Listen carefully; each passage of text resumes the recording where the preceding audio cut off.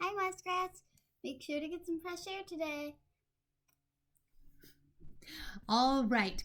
And after you get some fresh air, don't forget to do a little reading. Today's lesson, we are continuing on with our lesson about what can characters teach us. And we are working on our book, Mr. Peabody's Apples. Now, last time when we were reading, Billy had told Mr. Peabody that everybody thought he was a thief because of something that Tommy had been telling everyone that he had seen. So, in the beginning of the book, the author taught us all kinds of different things about one of the main characters, Mr. Peabody. We knew that he was friendly because he was saying hello to everyone when he was in the street. We knew he was caring because he was a coach and he was coaching the boys' football team. We also found out he was patient because Billy had told him about this information that people thought he was a thief, and he didn't get upset. He was only confused and then decided he was going to he was going to explain to Billy what was really going on. But we don't really know that yet in the story. But what we don't know about Mr. Peabody is he honest? Because the big problem is one of the characters saw Mr. Peabody taking an apple 2 different times without paying for it. So these are called character traits, boys and girls, and authors will give you all kinds of clues about what somebody's personality is about or what their personality is like through the different actions that they do in a story. So if you think about the different decisions they're making, that will help you think about what kind of a character that person is in the story.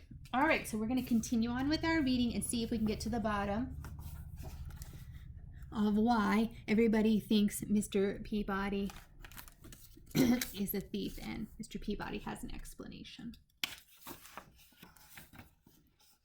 They walked down the main street of which wasn't a very big street, and Mr. Peabody waved to all the people he knew, but now some of them did not wave back, and some pretended they did not even see him. They finally arrived at Mr. Funkadeli's fruit market, and out popped Mr. Funkadeli, who said, "Hey, what are you doing here, Mr. Peabody? Why aren't you at the game?" "There wasn't a game today," said Mr. Peabody, "and I was wondering if I could take my apple a little earlier than usual." "Oh, now wait a second. So, Mr. Funkadeli, he knows that Mr. Peabody's taken this apple. It's not a surprise. It's not like he didn't realize." "Sure, why not?" replied Mr. Funkadeli.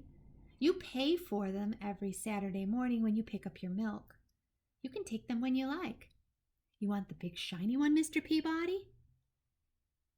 Mr. Peabody took his apple, smiled, and offered it to Billy. "I would like to take the apple, Mr. Peabody, but I have to go find Tommy and explain everything," said Billy.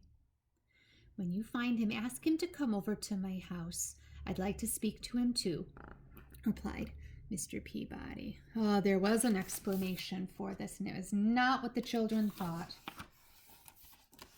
A little while later, Billy found Tommy and told him what had happened with the apples. He told Tommy that Mr. Peabody wanted to speak to him right away. So off Tommy ran, and when he arrived, he rang the doorbell, and Mr. Peabody came to the door. They looked at each other for a while. "Oh, dear, Mr. Peabody," said Tommy on the doorstep. "I didn't understand. I should not have said what I said, but it looked like you hadn't paid for the apples." Mr. Peabody's eyebrows went up a little. He felt a warm breeze blow across his face. It doesn't matter what it looked like. What matters is the truth. It's a big part of this story, and I think this is going to be one of the lessons that we're going to be learning from this character. Tommy looked down at his shoes and said, "I am so sorry. What can I do to make things better now?" Mr. Peabody took a deep breath, looked up at a small cloud that was in the sky, and said, "I'll tell you what, Tommy. Meet me at the baseball diamond in 1 hour and bring a pillow stuffed with feathers." "Huh, that's kind of weird, isn't it?" "Okay," said Tommy, who then ran off to his house to get a pillow.